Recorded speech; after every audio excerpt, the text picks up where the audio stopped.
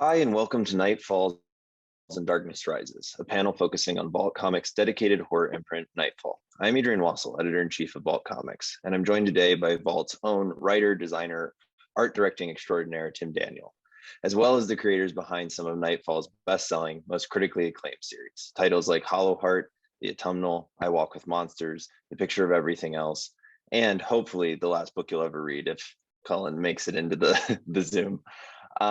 We have an incredible amount of ground to cover and only so much time. So I thought we could dive right in by going team to team. I'll ask that you introduce yourselves. Feel free to give a shout out to any of your co-creators or collaborators who couldn't join us today. And then I'll ask you to tell the audience quickly what your Nightfall series is about. This way the stage is set for a follow-up round of some deeper, kind of more fun questions. So I thought I would start with Hollow Heart. Paul, Allor, Paul Tucker, please introduce yourselves and tell us a little bit about Hollow Heart. Hey, I'm Paul Allor. I'm a writer and editor in Indiana. And like Adrian said, I'm the writer of Hollow Heart. Paul, do you want to introduce yourself before I talk about the book? Sure. I'm Paul Tucker. I'm in St. John's, Newfoundland, and I am the artist on the book. And I struggle with the fact that Paul's name is also Paul because I always sound like I'm talking in the third person, which is, you know, I'm not that pretentious yet.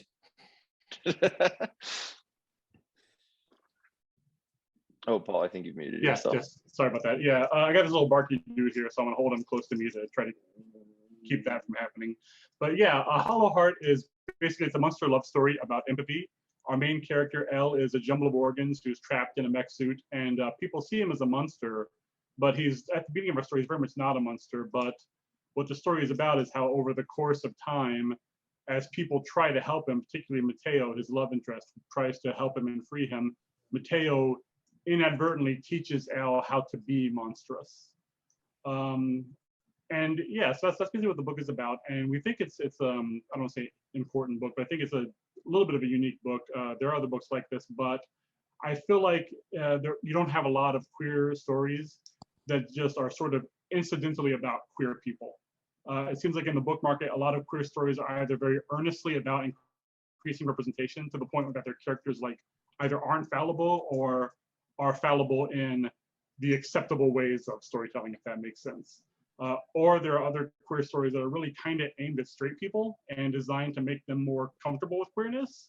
So I think we don't have enough stories that are just incidentally queer. So this is just a monster love story about extremely fallible queer people who hurt each other over and over, often while trying to help.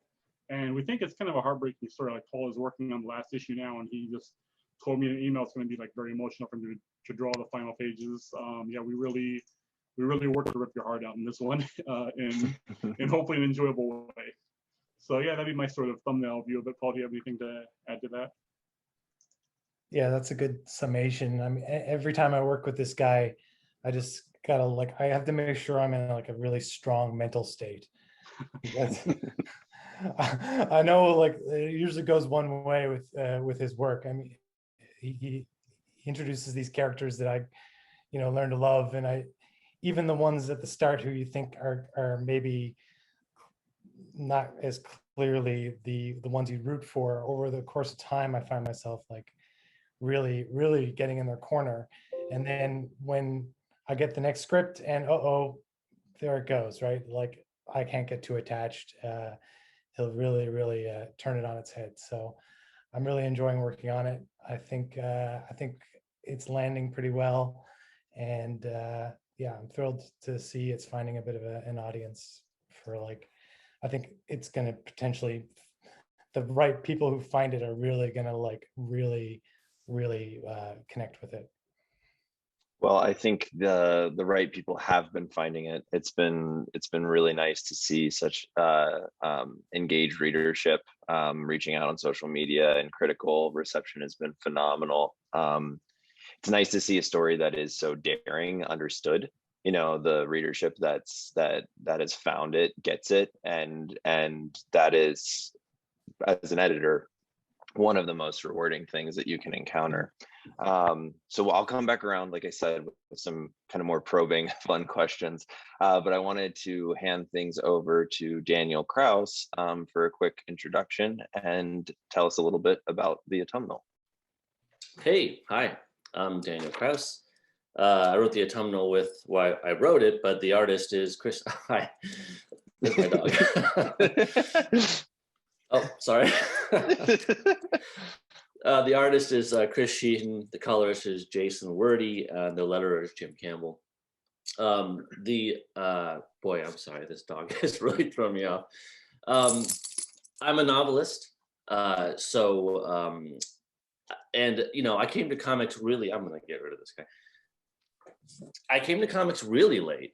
I didn't grow up with comics. I grew up in a town that was sort of like, you know, in the town in Footloose where there was no dancing. I was like the town where there was no comics. I didn't know anyone who had any. I mean, it just wasn't a part of my growing up. This is Autumnal, my very first comic. And it's been an absolute blast. I hope to write them forever. The Autumnal is about a single mom, Kat, and her daughter, Sybil, and they live in Chicago, and things are going poorly for them. And she gets word that her estranged mother has died, and she lives in this bucolic little New England town called Comfort Notch, and bequeathed her home, and she desperately needs somewhere to go. So she takes off with her daughter, and they move to this town where things are beautiful, too beautiful. People are too nice. And there's certainly something sinister going on. And it's generally been called a kind of slow burn horror. And I think that's accurate. I definitely approached it in a novelistic way because that's just my background. So I wrote it all up front. I wrote all the issues at once. That, you know, I think there's something thrilling about those of you who do it the other way, who sort of write as you go. And I think that's an exciting approach in some ways. And I don't know, maybe a lot of you do it like this. Maybe you all write all the issues up front. I bet you don't, though. But it did allow, you know, a lot of things that I'm used to. You know, I can make up something in issue 8 and realize, I can now go back and see this through all of the issues and whatnot. So it's based on really my love of folk horror. I grew up in a small town in Iowa, really amid the cornfield. So I didn't grew up in a town like Comfort Notch necessarily. It wasn't an autumn sort of leaf tourist type place, but it was something that's very isolated. And I've always been interested in that kind of rural isolation as a location of horror, because you really can't reach out to anyone. You know, I know from living there, you know, the horrible things happen and you're really caught in. So the Autumnal is about a kind of a witch in the woods. And I like it so much that I bought the poster. Well, thank you so much, Daniel. I will now hand things over to Paul Cornell and Sally Cantirino from I Walk with Monsters. Hello, I'm Paul Cornell. I write I Walk with Monsters alongside Sally and our wonderful color artist, Derva Kelly, and our wonderful letterer, Darren Bennett. Hey, I'm Sally Cantirino. I am the line artist on I Walk with Monsters, and Derva Kelly is our esteemed colorist. Excellent. So Paul, Sally, can you tell us a little bit about I Walk with Monsters?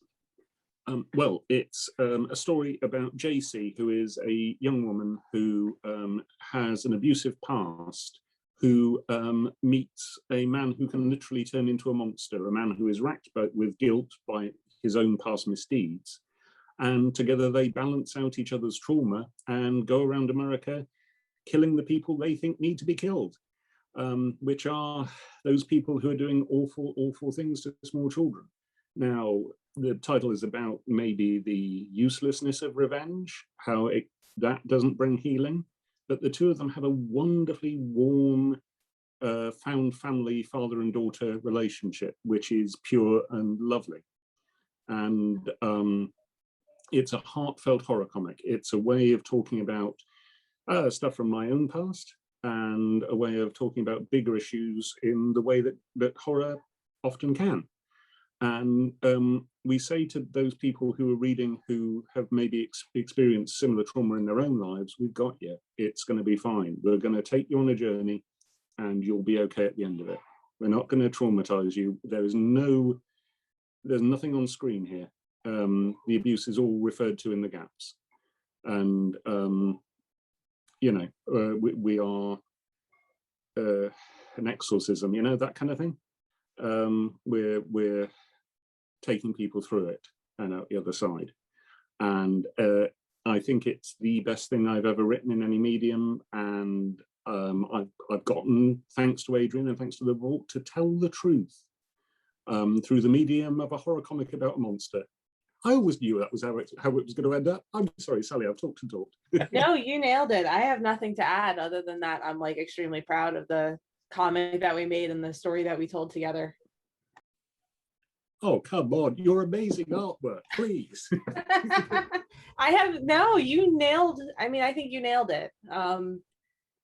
I genuinely, I don't know what to add.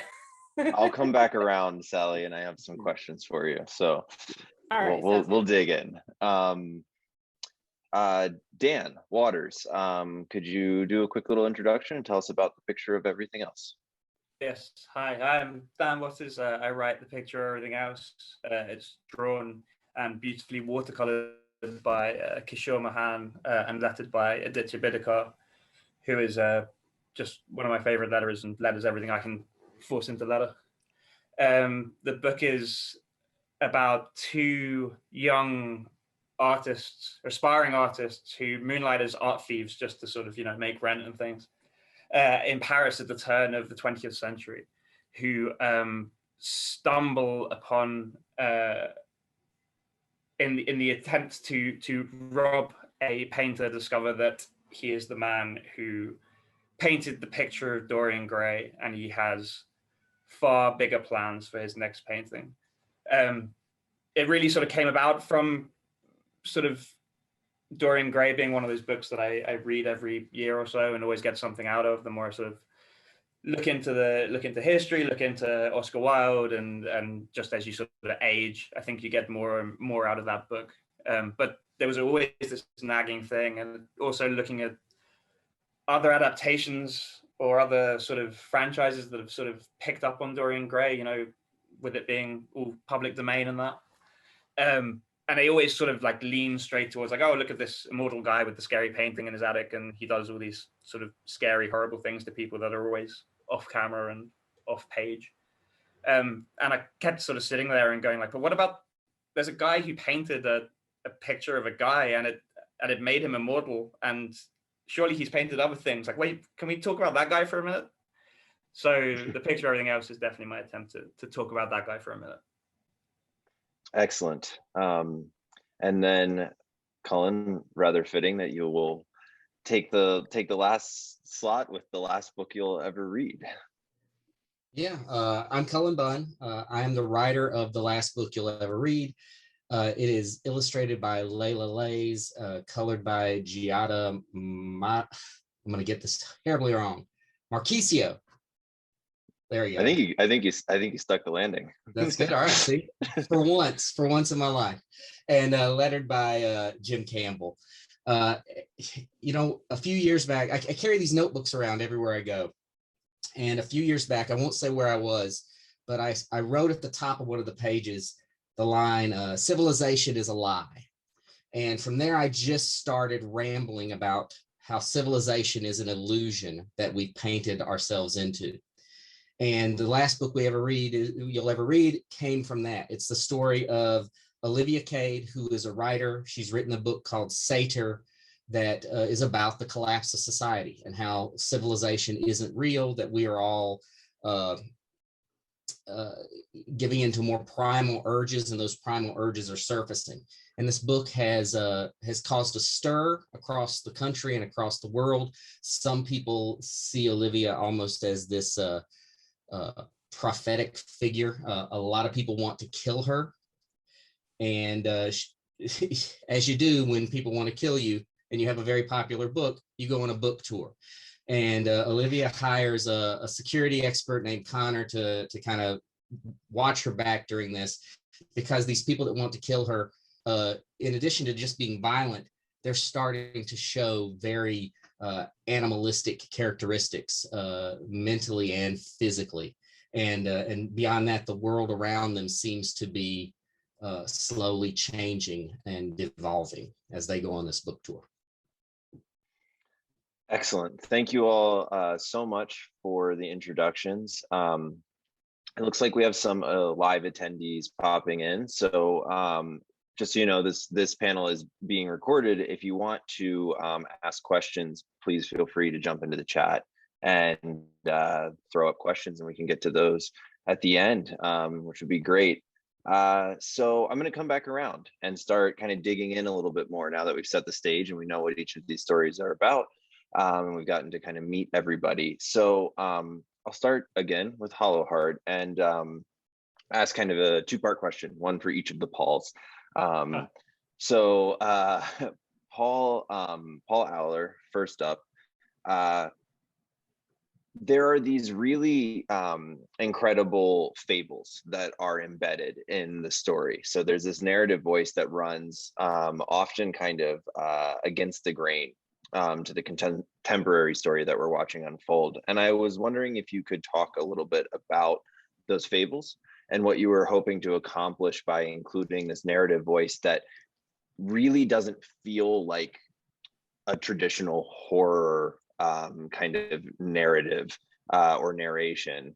And then the second part of that question, which would go to Paul Tucker, is basically what was it like handling that juxtaposition on the art side of doing so much of the heavy lifting of telling this the contemporary story visually, while a lot of the narrative voice was creating purposefully juxtaposition? Like, what kind of decisions did you have to make based on that? So take it away, guys. Yeah, I basically, I think that I don't much like myself, and I wanted to make the writing process as difficult as possible as I could for myself, especially as we got into the later issues. I was like, oh, I have to keep doing this issue after issue. But no, really, it was just, I think as we were going into it, the things we wanted to talk about in the book were so big, and I really wanted to have the opportunity to sort of hold the idea of empathy up like a crystal and look at it, you know, from different angles. And so it kind of developed early on that we're like, what if we had a narrator who was not in the story, but also was not like your typical detached narrator, that he actually sort of, we call it like shadow boxing early on, where the narrator kind of weaves in and out of the story, where sometimes he's commenting on the things that are actually happening, and other times he's just over there telling his own separate story. And that did sort of develop into this idea that every story he tells will be about some aspect of empathy, though we never, you know, explicitly state that in the book, of course.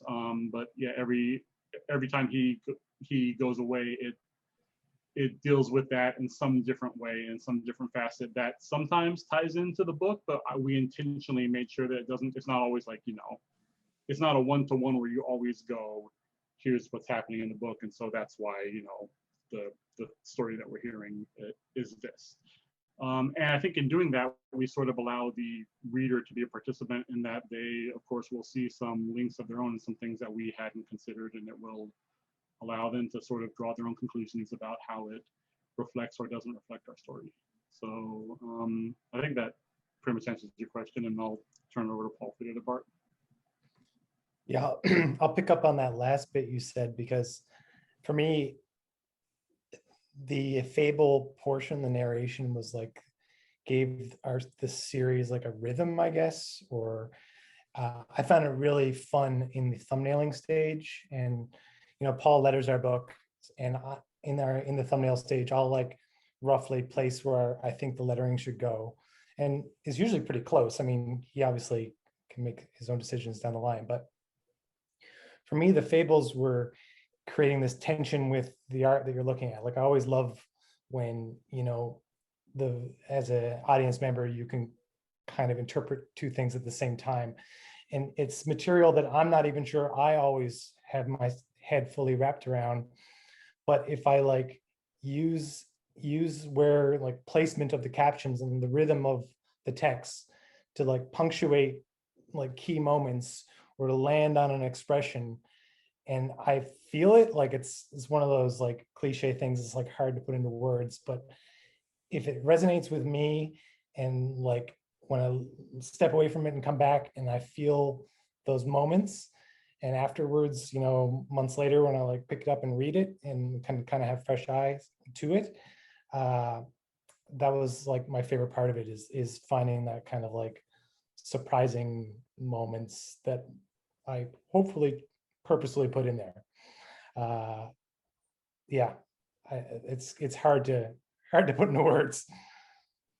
No, I think you've just done a phenomenal job articulating it. It actually called to mind a quote. I'm gonna not remember the quote or the person who said it by name, but there's this quote by the director of 8, Federico, I can't remember his name, the cinema director, and he says something akin to, you know, cinema can take everything from comics except for that moment of like fixedness where you have a butterfly like perched on a pin. And I feel like that's what the two of you have done. This just simultaneity of such depth, where you have a narrative voice, a contemporary story, these clear visual metaphors that you've created and sustained throughout the book, all layering on top of each other to say not 1 or 2 or 3 or 4, but almost an endless number of things about empathy. And those moments of simultaneity that exist in comics when we fix a moment like that are the thing that keep me as an editor, you know, here forever. So just a moment of applause for how well this story has done that, and how scary it is. I mean, that's the thing about Hollow Heart, is it's genuinely scary, because you find yourself thinking things that maybe you don't want to think in certain moments, and that kind of crystal becomes a mirror too, right? Yeah, I'm going to kind of switch gears again and make sure we could keep moving through and asking everybody questions. So I was hoping that Chris Sheehan, the artist of the Autumnal, would also be able to join us today, but Daniel, I will just throw this question to you and kind of trim it down some so that you don't have to talk about drawing the book. So Daniel, you know, we've talked about folk horror on our previous panel, and creating setting. You spoke a little bit about it today, but I wanted to ask what led you to Biddle, Clementine Biddle, as our monster and our witch in her various forms, because I use that term witch lightly. She's much more than that, and kind of how you approached the numerous iterations of this monster that lives in the leaves. Well, first of all, I wanted to do something that was constantly shifting as far as the truth of it and the reality of it. You know, there's as the issues sort of move on, you keep learning new things about the witch, and you keep learning lies about the witch. So things you thought were real turn out not to be. The sort of nursery rhymes the kids sing turn out to have previous lyrics that were changed, sort of in a very classic sort of way that fairy tales evolve. But most of all, you know, when I look back again at most of my work, I am usually dealing with monsters who are sympathetic in some way, and sometimes it's really obvious, like The Shape of Water. Like that was one of my works that clearly it's just the monster sort of sympathetic right away.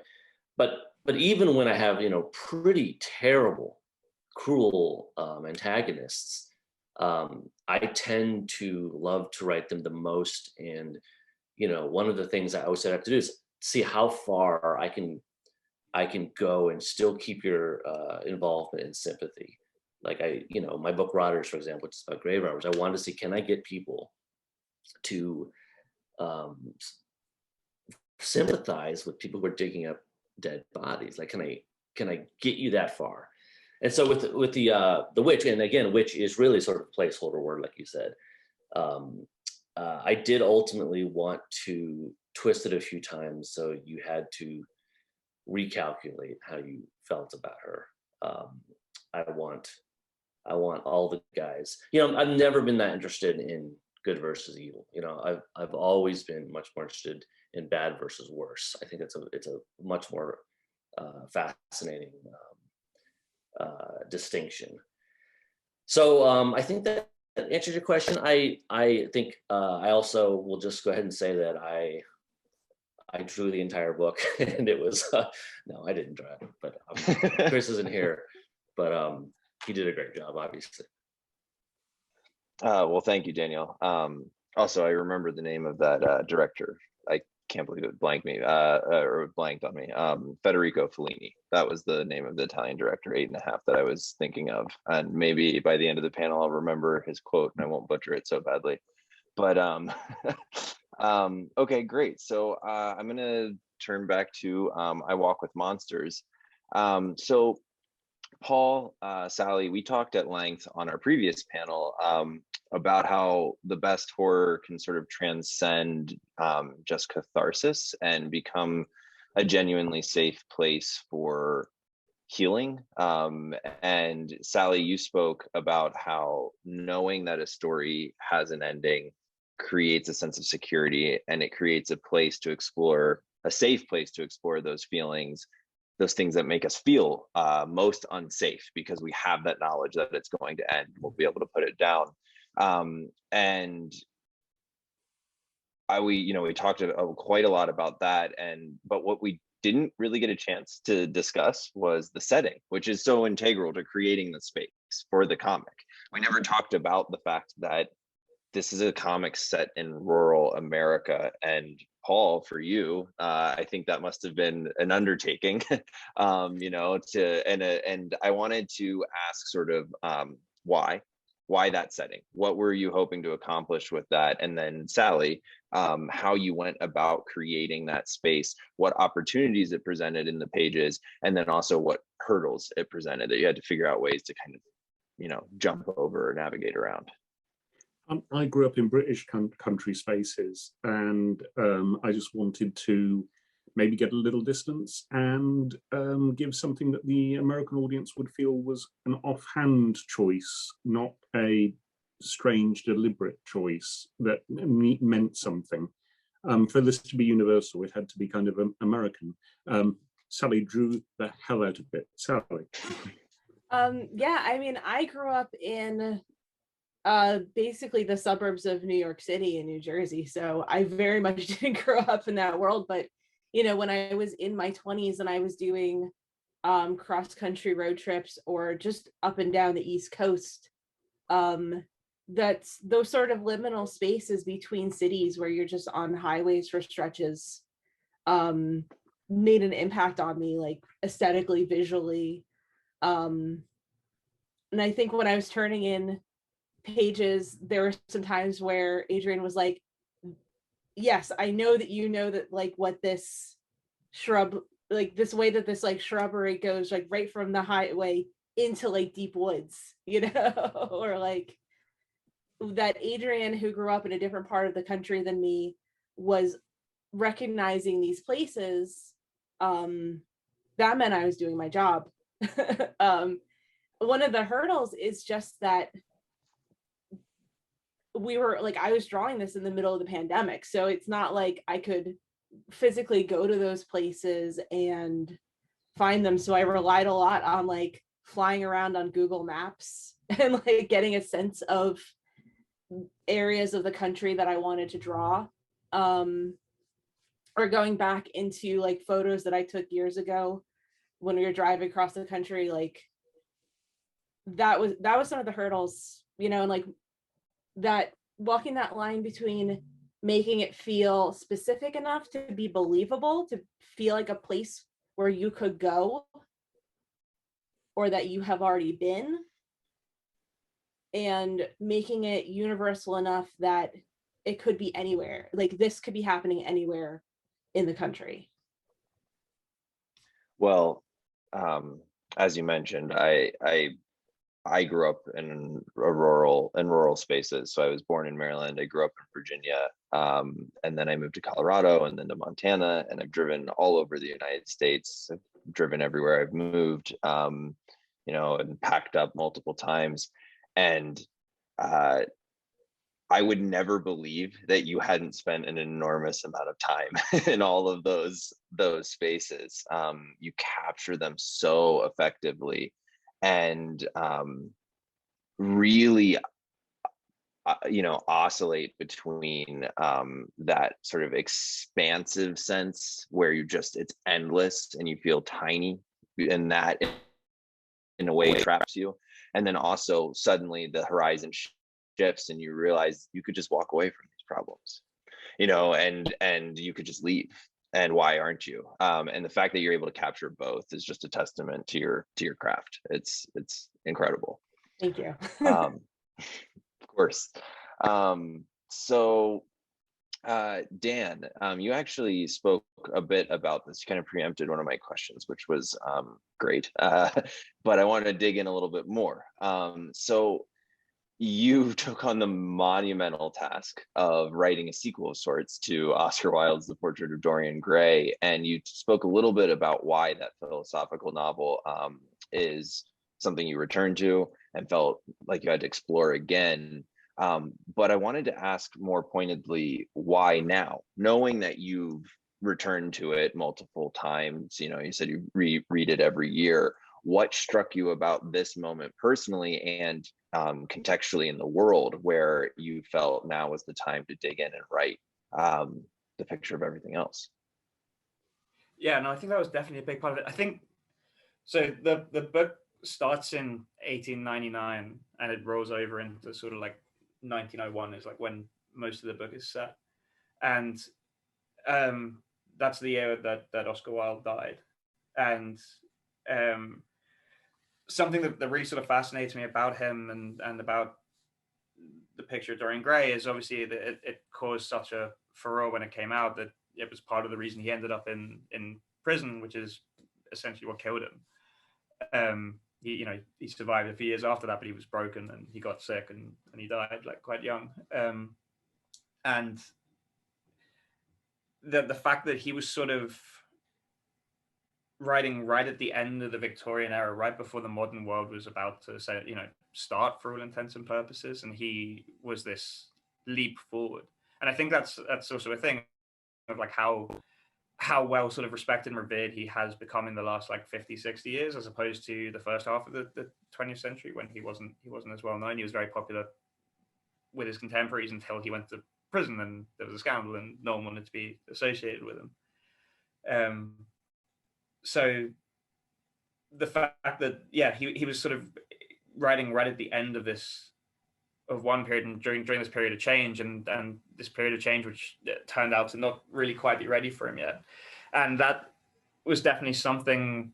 Looking at Paris as well and all the modern art scene that was just about to begin, like by the time we were setting our book, like there's only a couple of years between Oscar Wilde stopped writing and Picasso started painting. So, and those, I don't know if like maybe it's just me, but before you start sort of looking into that stuff in detail, you would always assume that was a far wider gap. And so the early 1900s was such a fast-paced period of change, and I was so full of hope, and especially in Paris. The Eiffel Tower was built, the first metro was built. I don't know why I'm just turning the answer to the question into like a history like lesson, but I feel like we're in the last few years has felt like a very, very similar time in that we sort of had this period of everything's about to be amazing.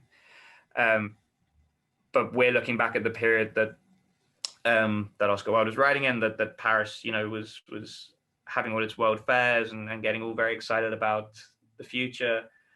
And it was, we look back at that now, knowing that it's actually about to get plunged into 2 world wars that are about to absolutely devastate the continent, but France in particular, being a real punching bag. so there's a sort of like melancholy to that, which I feel we can probably all relate to a bit after the last couple of years, after the last 5 or 6 years at this point. Coming out of that period of excitement and into this sort of time of real struggle and sort of, yeah, like maybe disappointment, and how we deal with that, and how we sort of look to the future when you're in the midst of that. Well, you've built a perfect bridge from your story to what I was going to ask Cullen about, which is, and I think people are probably seeing that connective tissue already. Cullen, you're writing a book about a book. Oscar Wilde's The Picture of Dorian Gray, as Dan, articulated better than I could, ruined him in many ways, and the book was banned and burned, and you've created a story about a lot of those same themes. And what I wanted to ask was sort of almost a follow-up to what Dan was just talking about. Contextually, what are you tapping into with this story, and also how are you balancing a book that is meta fictive, right? It's, that's always a delicate thing, a book about a book. How much time is dedicated to the book within, and how much to the characters, and where do you find that kind of balance beam that you have to walk? Yeah, I feel like Dan could probably answer this one better than me, but I'll give it a shot. It can be a challenge, because a book about a book, the most, I can imagine a comic where you're just seeing pages from a book would be a really boring comic.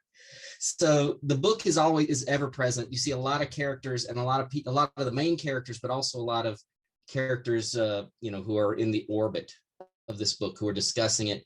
The content of the book comes forward, but it comes forward through Olivia Cade, the writer.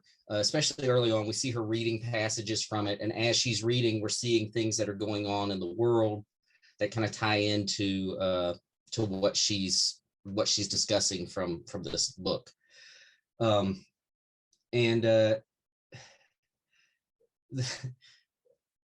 For me, this is a scary book. I think I told you this, Adrian. To me, this is a book about stuff that really scares me. This is a book about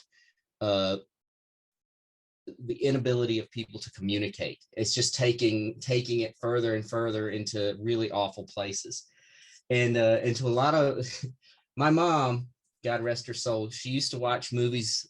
She'd watch a movie about something that could possibly happen, up to like zombie movies, and she would say, that could really happen. And that was her, it was the big joke, is it was always, that could really happen.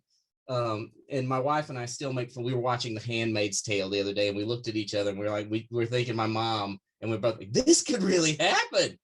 And I wanted this book to, in the beginning, I wanted it to feel like something my mom would read and say, this could really happen. And then it just gets, it progressively gets to the point where, no, this could not really happen.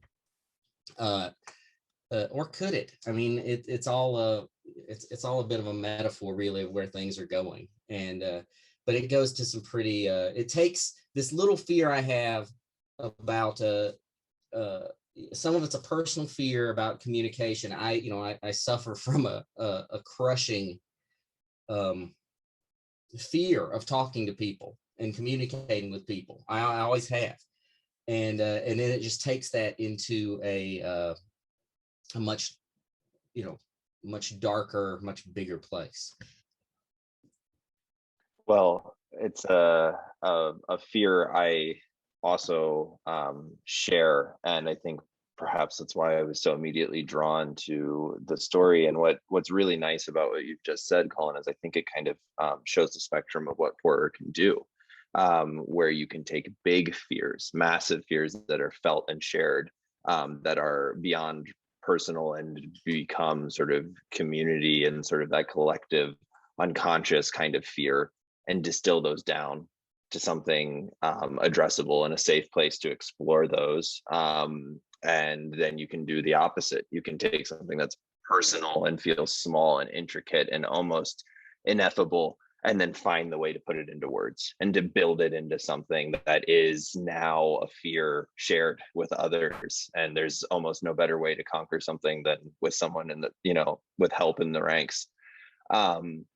So I think we've just kind of gone through all the books, asked some more follow-up questions. And what I wanted to do before we run out of time is turn things over to Tim Daniel, because Tim has a very distinct perspective on the Nightfall catalog.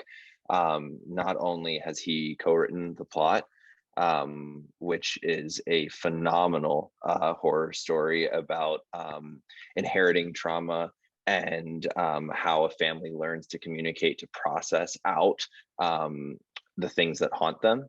But also he designs all of these books. He designs the presentation of the brand. He art directs. He's integral to the entire Nightfall slate. And so what I thought I would do, Tim, is give you just kind of a prompt question as a way to send us off, which is what sets Nightfall apart? What's the connective tissue that you find between these series? What inspires you to from one title? We have something like Hollow Heart, queer sci-fi horror, and then we have something like the Autumnal, which is folk horror. These are very, very different stories. How do you connect them? How do you pull them all together? And what is that kind of connective tissue that you tap into? Well, thanks. It's wonderful to see everyone. And I think it's pretty easy to say that, given what we just heard, and given the way you've summarized it, that's what sets Nightfall apart, right? We have each one of our creators dealing with things that, to me, when I listen to this, are very personal to them, and thus very universal. Things that I don't have to be queer to identify, or to enjoy, or to be entertained, or even challenged by Paul and Paul's story, right? I don't have to maybe necessarily share some of the concerns that Cullen talked about in terms of being able to have that communication with people, to enjoy or be entertained or challenged by the last book you'll ever read. I don't have to live in small town America to enjoy and be challenged by and intrigued by the Autumnal, right? So I don't know anything about Paris at that point of history. And again, Dan Waters giving us a little picture into the picture of everything else through the prism of history as it applies to now. And I think that's what sets us apart, is that we have each of our writers bringing something so personal and so uniquely, so unique to them, but they're providing us with stories that they appeal on a universal level. And so when I'm looking at the books across the spectrum and trying to, I don't know, maybe put them together in a way where people might recognize them as being part of a whole, and that is the goal. Nightfall is the goal, to have each of these stories be a facet, in much the same way that Paul talked about the crystal, looking at it from different angles, looking at horror from all these different angles and seeing all the different facets and seeing all that it can be. And so when I look at Nightfall and I'm designing, or I'm trying to put them together in a cohesive way that speak to people in a uniform manner, I'm doing that by looking, and I've said this before, I look backwards. I look backwards to the roots of each of these stories, where they're coming from, where I interpret them as coming from as a designer. And then I look forward, and I want to bring new visual language. I want to push the envelope a bit, so that we're providing people with something they might recognize and something fresh and new. And so trying to match what each of our creative teams are doing. Well, I think we would all agree that you do a spectacular job. The design for the Nightfall brand is unrivaled, frankly. And that gives me a perfect segue to tell anybody who's watching to please go to the US Book Show virtual booth for Nightfall. Click around, explore. There's lots of cool stuff to find. There are extended previews of all of the series that we talked about today. There are dates for on shelves dates and cool things like bookmarks and wallpapers and downloadable freebies that you can take. The program guide is loaded with links to all sorts of cool stuff, so please check it all out. And I just wanted to thank everyone so much for taking time out of your day. The three Pauls, Daniel, Sally, Dan, Cullen, Tim, thank you very much for joining us and for making Nightfall a reality.